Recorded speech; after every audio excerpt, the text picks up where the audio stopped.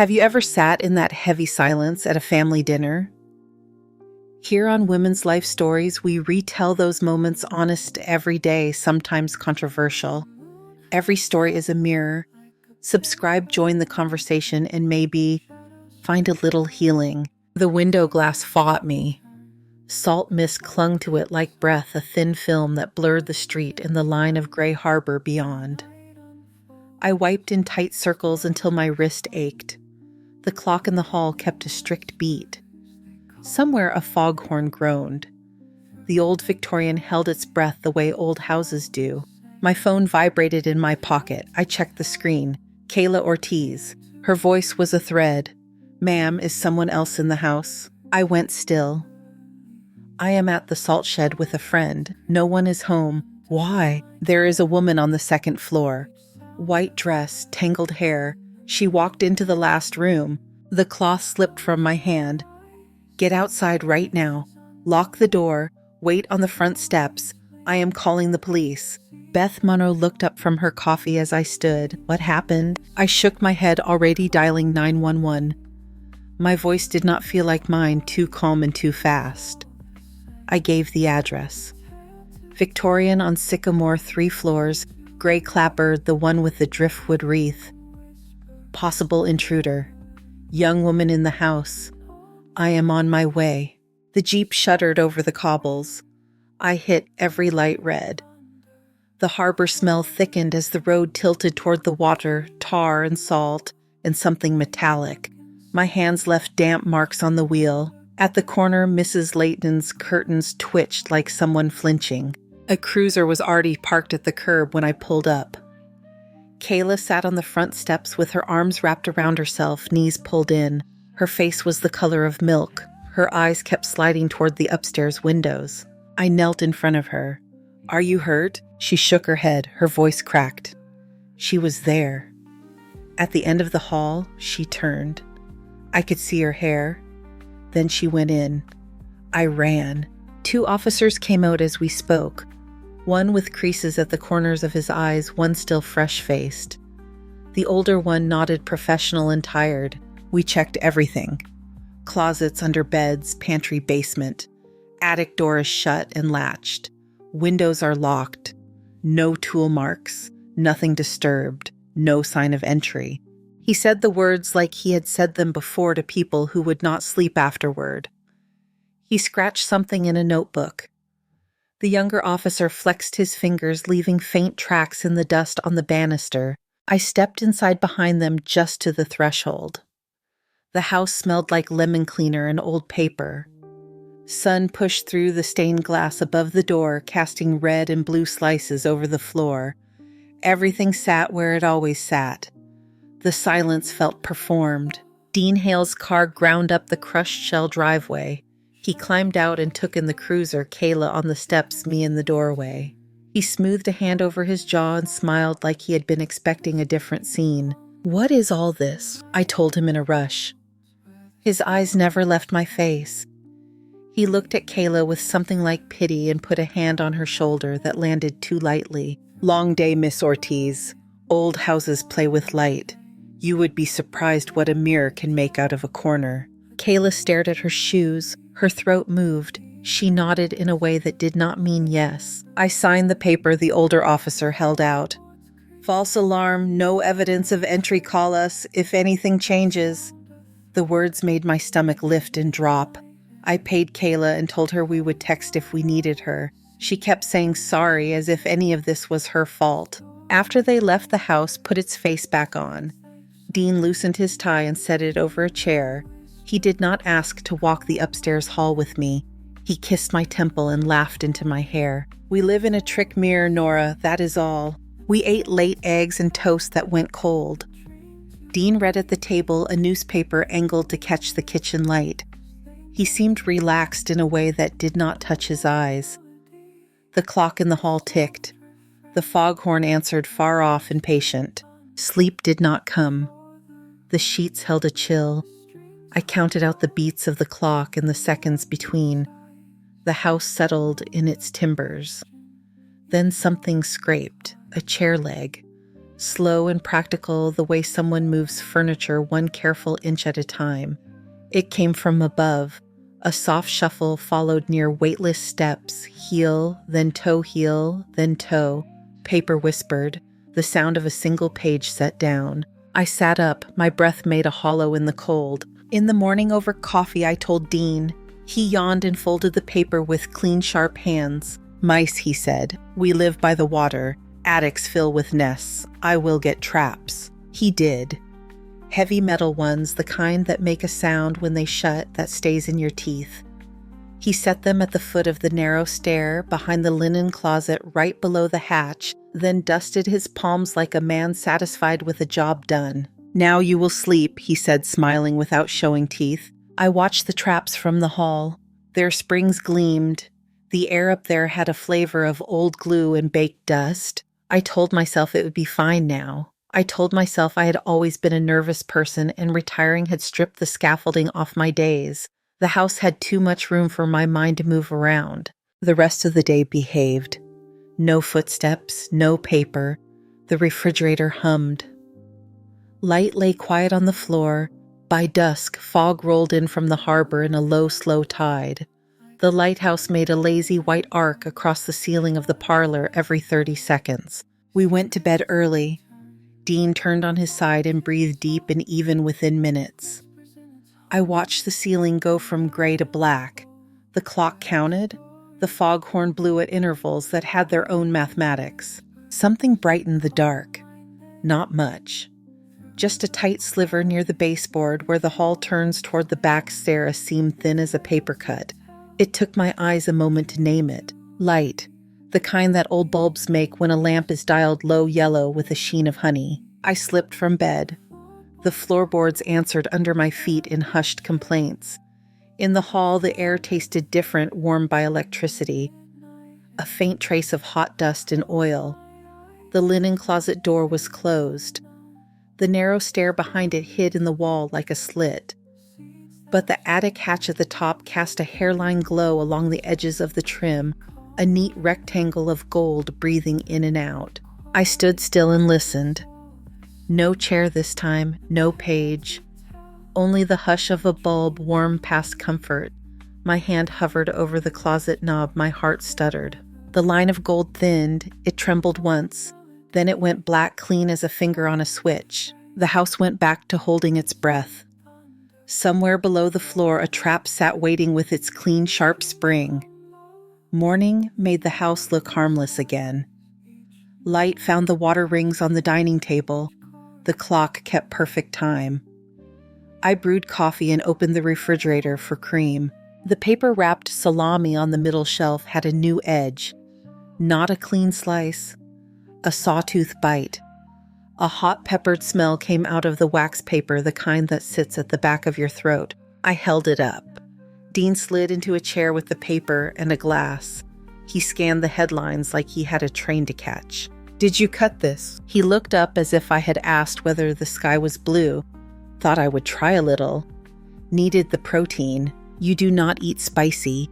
You do not even eat cracked pepper. He smiled at the paper. Maybe I am changing. When I put the salami back, my fingers stung where the oils had touched. I washed my hands twice and the heat still clung. We moved through a day that behaved. I folded towels in the sunroom and watched gulls drift between pitch roofs and the strip of harbor. Dean made calls in his office. He talked in his calm voice, the one that smoothed other people down to a shine. By noon, a wind rose, the kind that rips fog apart and leaves it in ribbons. Beth texted about an estate sale in Rockland.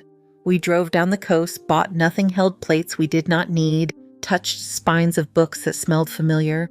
We shared chowder at a place with netting on the walls and a chalkboard menu. The day tried very hard to be ordinary. Back home after dark, the house was cool and a little damp. The lighthouse swept a white bar over the parlor ceiling, easy as breathing. I climbed the back stairs to wash my face. My bare feet met water before the light came on. Cold. The tiles were slick.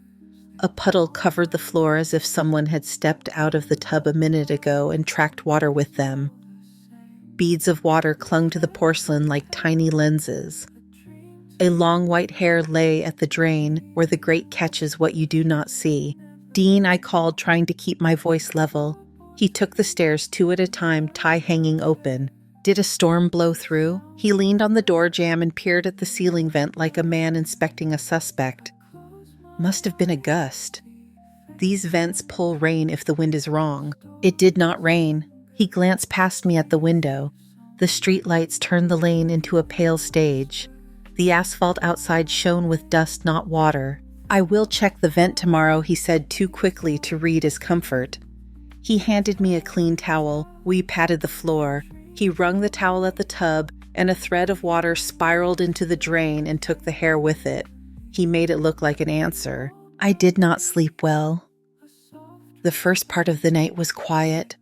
The traps were a weight in the wall, a gleam I kept seeing when I closed my eyes. Near 1 a.m, the house sighed, a plank reset somewhere. I closed my book and set it on the nightstand. I got up before coffee and took a basket of rags into Dean's office. The room has the best light on the 2nd floor. A bay window faces the harbor, and in winter the light is thin and blue and honest. That morning the light was peach and kind. I wiped the window trim, the radiator cover, the edge of the desk. His desk held the living chaos of his work.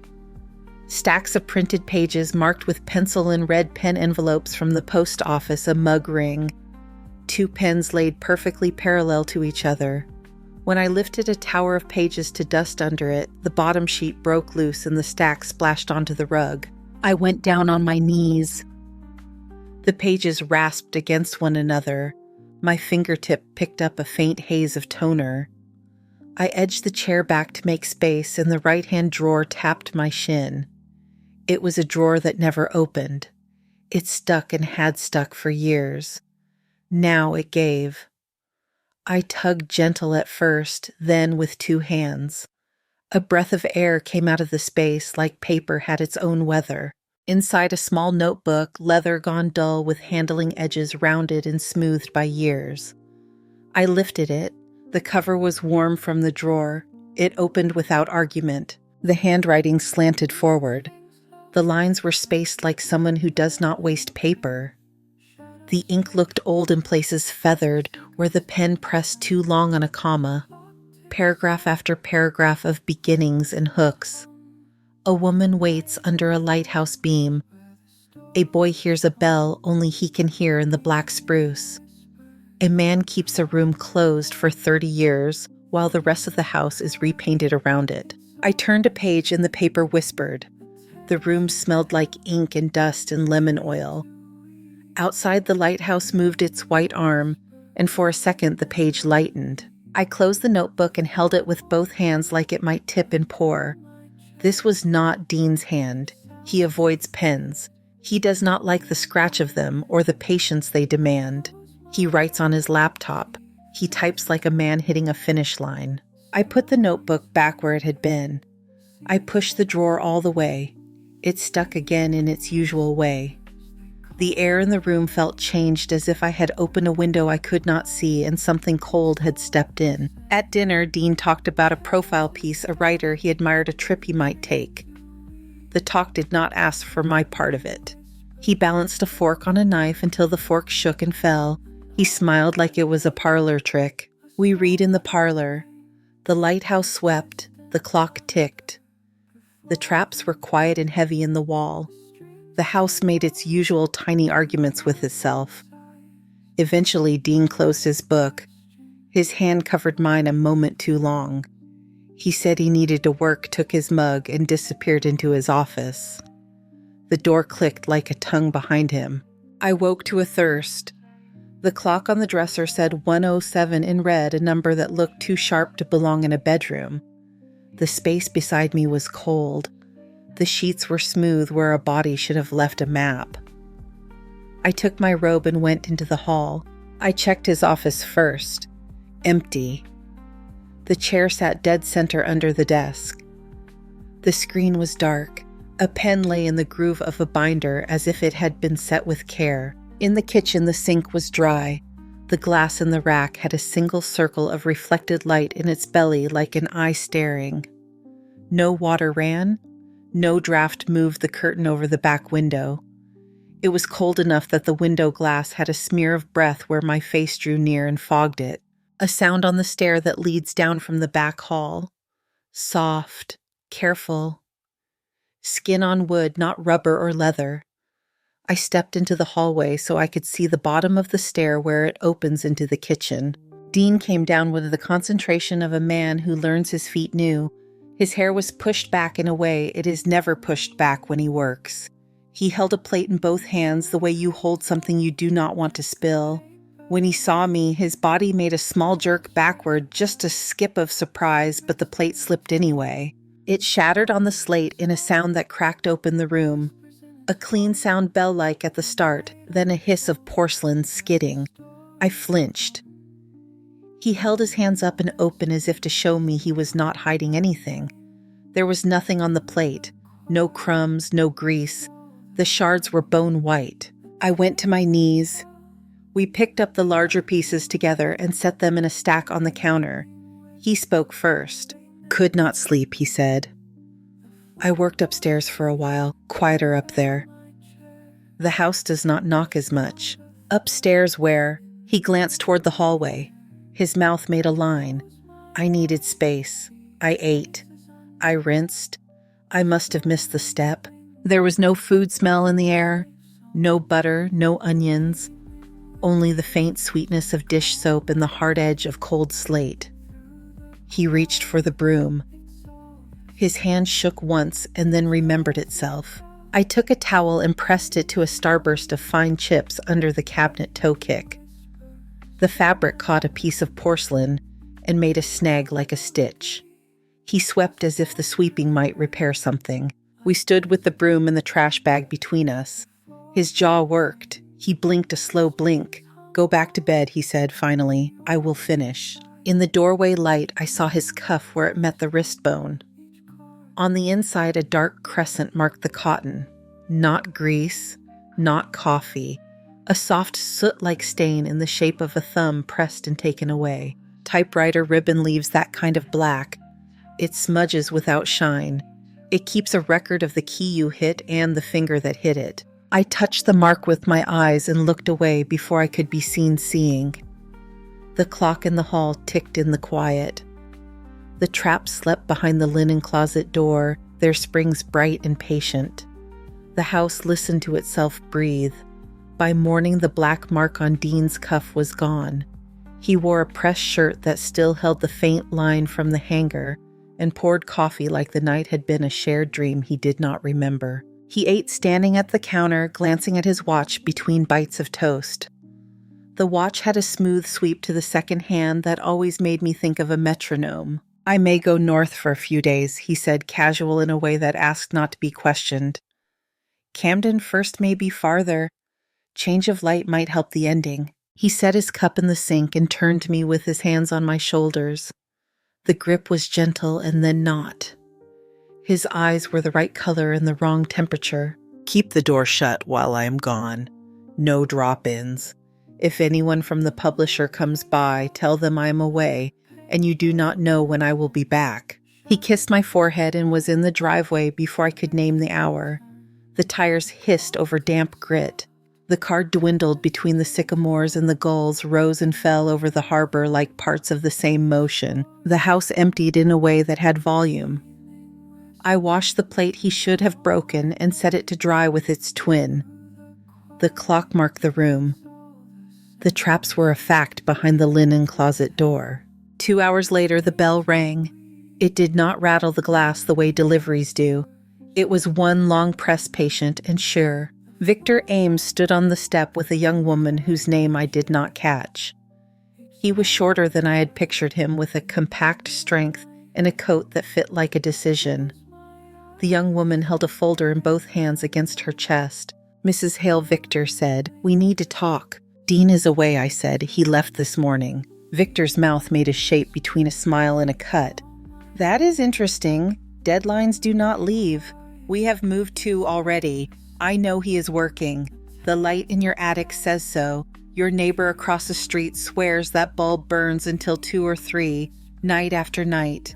Mrs. Layton watches the street the way some people watch tides. I pictured her curtain the way it lifts and falls with a hand that never fully shows itself. If he is working that much, Victor said he should have a manuscript the size of a small doorstop. We can help him. We can offer the kind of help that is not charity. May we come in? It was not a question. They were in the hall before I could step aside. The stained glass threw red and blue over his shoes. He took in the banister, the runner, the way the light cut the dust in clean angles. I stood with my hand on the newel post because it was the only steady thing. I said what I had been told to say.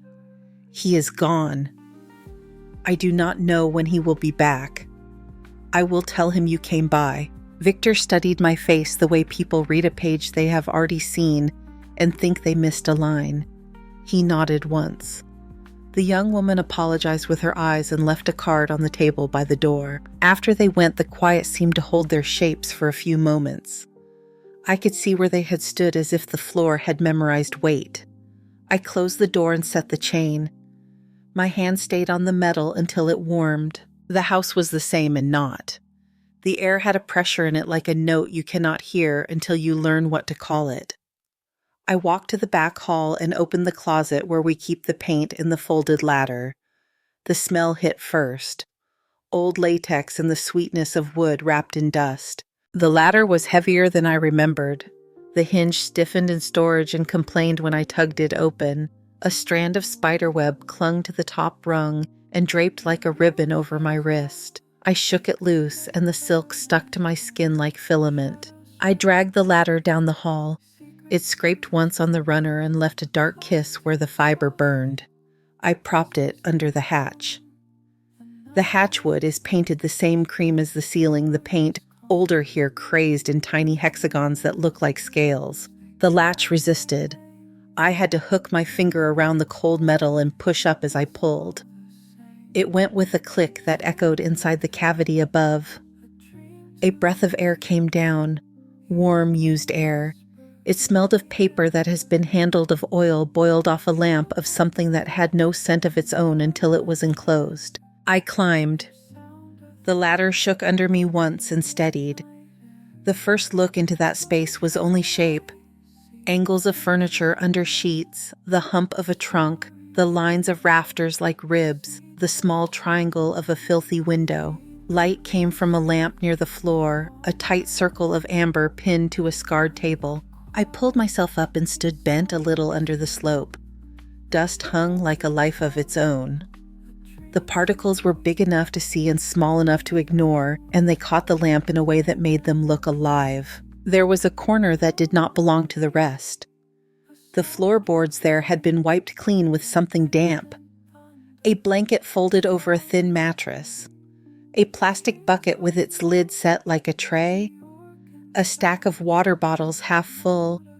A cardboard crate brimming with cans that had been rinsed and stacked with their labels facing outward. A typewriter sat at the center of the table, the old kind with a carriage that moves and a bell that pings at the margin. The machine was a Royal. The ribbon was new, darker in the center where the ink still sat heavy. A sheet of paper glowed in the lamp circle like a small stage. A line of text cut across it where someone had stopped mid-sentence. The letters were crisp but not modern. A's with shoulders, R's that leaned into their work, a lowercase g closed tight like a knot. A woman sat with her back to me. She was thin in a way that tells a story without any of the words. Hair lay down her back in a long white rope that had been brushed, but not recently. Her dress had been white once and was now the color of tea left cold. The skin at the back of her neck shone where the hair parted. I made a sound that was not a word. The chair shifted a fraction. Her hands lifted from the keys and hung in the air. She turned in stages the way you do when your body has learned to move carefully. Her face came into the light. There are faces you carry even when they have not been in front of you for a very long time. They live in photographs that have no date on the back. They live in the way your own face looks when you catch it from the side in glass. She had the eyes, a blue that reads as gray until it catches the sky. She had the nick in the left brow from a bicycle fall. She had the mouth that smiles with one corner first. Nora, she said. It was my name and a word for water away to drink. My mouth opened and no sound came. She was smaller than the last time I had seen her, and also larger because the room had taught me to measure wrong. Heat crawled in a wave up my arms. I moved without deciding to. My knees knew the way and my hands found the back of the chair. Lila, I said. It did not sound like a question. Her face tried to make two expressions at once and failed. Relief fought with caution and both lost. She looked at my hands on the chair like they were birds that might startle. Do not turn on the big light, she said. Her voice had a rawness in it from disuse. He watches for the glow from the road. The lamp flame moved once as if it had a breath. The lighthouse swung a pale arm through the filthy attic window. It did not reach us, but it announced that outside there was a world and it was still going about its work. The clock in the hall kept time for a room that could not hear it. In the quiet after her words, I could hear the faintest ping from the typewriter carriage, the sound a machine makes when it remembers where the margin lives. We sat in the light from the lamp and let our eyes learn each other again. Lila's hands hovered over the keys as if the machine might vanish if she moved wrong. I took the chair beside her and set my palm on the table to keep it from shaking. Tell me, I said. Her voice came rough at first. She touched her throat like she was tuning it. Gordon Pike asked me to his place to go over a column, she said. He had bourbon on his breath. He locked the door. I told him no. He laughed. He pushed me toward the sofa. I pushed back. There was a little statue on the shelf, marble. A horse that reared. I swung it to get him off me. It was too heavy. It hit the wrong way. He stumbled. His head struck the table. The sound was wrong. He did not get up. She stared at the lamp as if the light could take some of the picture away. The machine pinged at the margin where a carriage waits. I stood in the hall shaking, she said. Then there was a knock. Dean. He had come to invite me to dinner at your house. He took in the room in one look. He said I would go to prison. He said you would be ruined. He said he would fix it. For you. I felt the floor and the roof change places. The house seemed to lean in. I could smell the oil in the lamp going sour. He took the body, she said. Night was loud with insects. He told me to wait in the car. He drove into the black spruce. I do not know where. He came back with wet dirt on his cuffs. He scrubbed his sleeves at the sink. He said it was a temporary thing. He said I could not be seen. He said he would set it right. She swallowed. Her thumb touched the typewriter ribbon and came away with a crescent of black. He brought me here after you were asleep, she said. He put me in the attic because no one looks up. He told people Gordon had stolen money. He told people that I ran with him. He told me to write when I could not breathe. He brought my pages downstairs and made them clean. He said he would be my voice. He said he would keep you safe if I kept quiet. I looked at the neat stack of water bottles, the rinsed cans, the blanket folded with a care that made it worse. The lamp flame shook once as if it had remembered a draft. Come down, I said. We cannot sit in this room and pretend the rest does not exist. We went down the narrow stairs in our socks. The air under the hatch felt like new. I gave her water. She held the glass with both hands and drank like she had to measure it. Her hair fell forward and I could see the pale line in her brow from our childhood wreck with the bicycle. I made tea and she did not drink it. I sat and let the clock count for both of us. We will go to the station, I said, today. She looked at me the way a person looks at a dock after too long at sea. Then she nodded. I took the blanket from the chair and wrapped it around her shoulders. I found clothes that might fit. The dress hung on her bones. I tied her hair back. She watched my hands as if they belonged to a stranger. When I opened the front door, light shocked her. She flinched. Then she lifted her chin and stepped out. The drive into town was short and long at once. Lila held on to the strap above the window like the car might tilt. Her head turned at everything. A poster for a concert at the community hall, a boy on a skateboard with his hood up, the new stoplight at the end of Main Street. She smiled at nothing small and private, and it made my chest hurt. At the precinct, the light was flat. The floor was a kind of gray that always looks clean. A woman at the desk lifted her eyebrows when I said the name. The room behind her changed temperature. We were taken to a room with a metal table that had been wiped until it had no fingerprints. The fluorescent tubes hummed with their own tired music. Detective Calder took notes in a notebook with a rubber band around it. He did not interrupt. He asked Lila to slow down only when her voice outran her breath. He made a call without leaving his chair. He said a team would go to the house to document the attic. He said another would go to Black Spruce Ridge with her to find the place. He did not say if he believed her. He did not say that he did not. The house filled with people and noise while we watched from the porch. Blue gloves, cameras, zippered bags. The attic was photographed until the dust itself seemed recorded. They lifted the royal as if it could bruise. Someone counted the bottles and wrote the number on a form clipped to a board. A man with a kit brushed a fine powder along the table edge and the lamp base. The powder floated in the air in a kind of silver that made my skin prickle. In the forest, the light broke itself into bars. Lila pointed with a hand that had to be told to point. That way. That stand of 3. That little granite ledge. She walked until her shoulders began to bow and then straightened them anyway. She stopped at a place where the ground had settled in a shallow dish. The pines there were taller. Their roots climbed each other. The air carried the cold of stone even in some. They cleared the needles with care. The first tool to hit rock made a sound like a struck bowl. No one spoke after that. The shovel lifted loam. The smell was deep and old. A zipper of cloth showed in the dirt. A button. A watch face with a crack on the glass, the hands still set, to a time that could be read but not believed. A wallet turned out of the soil, wet and dark. An ID card warped. The name. The photograph that had been a face and was now circles of ink and shadow. The team lead stood. He called Calder on a radio. His voice was even. He said 2 words that pulled everything tight. That is him. By late afternoon, there was a warrant.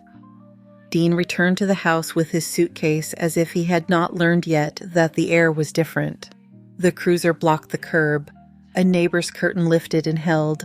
Dean stood at the gate and did not reach for the latch. He put his bag down. He did not fight. A white line showed at the edge of his mouth. He looked past me at the attic window and then looked away. The cuffs clicked and the sound felt smaller than it should have felt. The house exhaled. Then it did not know what to do with the breath. I found a lawyer for Lila who listened hard and said the word self-defense without kindness or pity. Lila sat across from me at a metal table at the county jail. Her hands were steady but cool. We spoke of childhood things in case those could do any good. The lawyer asked her to tell the story again in a clear line. She did. The lawyer wrote. We sat together until the hour ended and the door opened with a sound that had no patience. 2 days later, the phone rang. The voice on the line had a shape before it had words. It was official and tired. Mrs. Hale, I'm sorry. Lila Carter died last night while in custody. The words did not fit in the room. They hit the wall and fell. I sat with the phone at my ear long after the voice had gone. I do not know how long. The light through the stained glass lay on the floor in strips of cherry and blue. They did not move. An officer brought a letter that afternoon. The envelope said Nora in a hand I knew better than my own. I held it without opening it until my hands learned to stop shaking. Nora, it said. Thank you for turning a latch that should have been opened a long time ago. I am not leaving you. I am only letting the room stop closing in. The last manuscript is in a wooden box under the table upstairs. Please let it have my name. Evelyn Carter. Evelyn. The name she had made for herself when we were girls. The name she put on the first story she ever read to me under a blanket with a flashlight because the house had gone dark in a storm. The trial made noise without me. The papers ran headlines you could not miss. Writers wrote about what it means to steal a voice. Lawyers said words into microphones and cameras flashed, and the tide came and went at the harbor without noticing. I did not go to the courthouse. I sat at the dining table and folded a towel that did not need folding, and then unfolded it again. I watched the window for the sweep from the lighthouse that arrived exactly when it should and did not care about us at all. In the evening, I climbed the attic ladder alone. The lamp still sat on the table. The Royal held its carriage at the paragraph where Lila had stopped and gone on to other work. The room smelled like paper that has known hands. I went to my knees and reached under the table. My hand found wood before it found the edge. The box slid on the floor and bumped my shin. It was small, old. The lid had a lip as if it had been opened many times and then not at all. I lifted it. Inside, stacks of pages bound with twine. The first page bore a title in that slanted hand that leaves no room for argument. The House That Kept Its Breath. I carried the box to the dining table and set it where morning light could find it. The twine had a knot Lila would have tied with her teeth when her hands were full.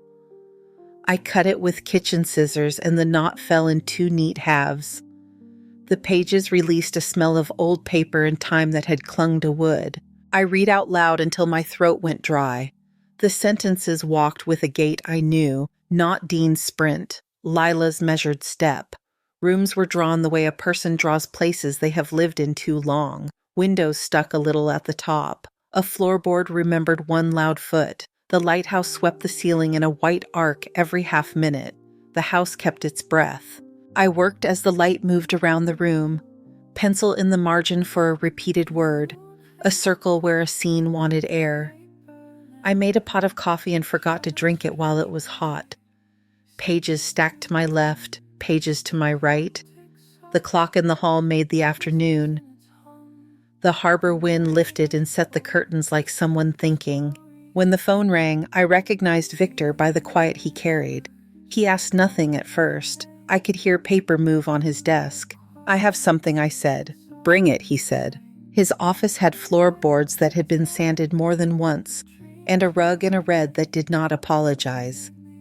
He took the pages like a person takes an infant. He read standing, then sitting, then leaning over the desk with one hand flat on the wood as if to keep himself there. He turned the last page and set it on the stack. He did not look at me for a moment. He looked at the window where the light had yellowed. "We will publish," he said. "Her name, no commas, no qualifiers." He placed his card on the stack as if it were a weight to keep the pages from taking air and leaving. He asked nothing about Dean that had not already been said in court filings. We did not say the word theft. He walked me out with a hand to the door that did not hurry and did not slow. At home, I found the Royal on the attic table and cleaned it with a soft cloth. The keys had a film of dust along their shoulders. I lifted the ribbon and the black came away on my fingers the way ash does. I ran a strip of paper through and typed Lila's name once. Evelyn Carter. The letters bit the page and left their small bruises where ink had not saturated the ribbon evenly. In the weeks after boxes arrived with the banded smell of a press room, I slit one and lifted a book in both hands. The jacket held a photograph taken in the attic window light. Lila had not been there to sit for it. Victor found a picture from a summer when we were young and crooked the frame until the eyes found the same angle the attic demanded. The title sat square on the cover, The House That Kept Its Breath. The name beneath was hers. People wrote letters the way people used to. The envelopes came with corners softened by miles, handwriting slanted and tentative, bold and looping. A woman in Vermont wrote that she had slept with the book on her chest because she did not want to leave the room it made. A man in Oregon wrote about a sister who once lived in his attic when she was not well. The key kept on a hook by the cellar door, and how he had been the one to lift it down and open what he should have opened earlier. I set the letters under a smooth stone on the parlor table and read them when the house went dusk and the lighthouse began its measured work. Legal letters came two heavier paper names in small capitals at the top. Agreements with words that held the weight that words can hold when they are made to do the work they should have done. Reissues followed like a tide. Books that had lived on our shelves under Dean's name went out into the world again with the right one. The spines kept their colors. The author line was different. I touched each jacket at the place where the letters turned from someone else to Lila. I let the attic be for a few days. Then one morning I carried a tin of white paint up the narrow stair and propped the hatch with a block of cedar. The room took the light like a thing thirsty. I laid drop cloths on the floorboards where the dust had settled into its own topography. The first stroke of paint over the walls made a sound like fabric pulled smooth. The old cream gave way to a clean white that made the rafters throw their lines more honestly. I washed the window until the pane looked like an absence. The sash stuck. I rocked it and it climbed an inch at a time. Air from the harbor came in iodine and salt and sun on wet rope. Gulls made their short, irritated cries and then forgot their irritation. I took the blanket from the mattress and carried it downstairs. I rinsed the bucket and left it under the sink with its lid turned on tight. The cans went out. The water bottles too. The Royal stayed. The lamp stayed. I oiled the lamp and polished the glass until it put a small, bright circle on the table where a page would sit. When the paint dried, I brought up shelves I had found at the estate sale I did not want to enjoy. The wood was maple and marked in the places where hands always find the same edge. I set them along the slope where the roof comes down low and screwed them into studs that felt solid under the gypsum. I carried the box of pages up and lined them by date until the dates outlived the days and stopped being useful. I filed by scent and by the way the paper colored. I filed by the sound pages made when you flicked the corner with a fingernail. I asked a friend at the frame shop to make a small brass plate. The letters stood up from the metal so you could feel them with your thumb. I held it a moment before I set it on the desk and imagined the hand on the other side of the plate, the one that wrote the words the plate named. I fixed it to the front edge of the table with 2 screws. The metal caught the light and gave a little back. Evelyn Carter, writer. Dean's trial took its course without my chair in the room. I read the outcome in the paper with my coffee and folded the page until the words were on the inside. The sound a newspaper makes when you crease it is not a sound you can unhear once you have needed it to stand between you and something else. I slid the paper into the bin for recycling, and it joined takeout menus and a grocery list and the flyer for the high school play. It sank. The bin filled around it. People in town nodded at me in a way that was new. Some slowed on the sidewalk. One woman touched my wrist and did not speak. Mrs. Layton sent over a lemon cake with thin slices of lemon laid in circles on the top in a pattern only someone who watches windows could make. I left a copy of the book at her door with a note that did not try to find the right words. In the evenings, I took a chair up to the attic and set it where Lila would have wanted a chair if she had thought the room might be a room. I read until the lamp asked for more oil. The lighthouse gave its long white sweep along the ceiling every 30 seconds. The sound from the clock downstairs climbed into the space by means of timber and nail. I learned the numbers the lens throws on the far wall when it turns. 30 seconds can be a very short time or a long time, depending on what you are waiting for. On a Sunday, I brought up a small rug, a deep blue with a border that looked like a line of small waves. I set it under the Royal in the chair. The typewriter sat at the center like a small black animal at rest. I pressed a key. The metal arm leapt and cut a clean circle of sound.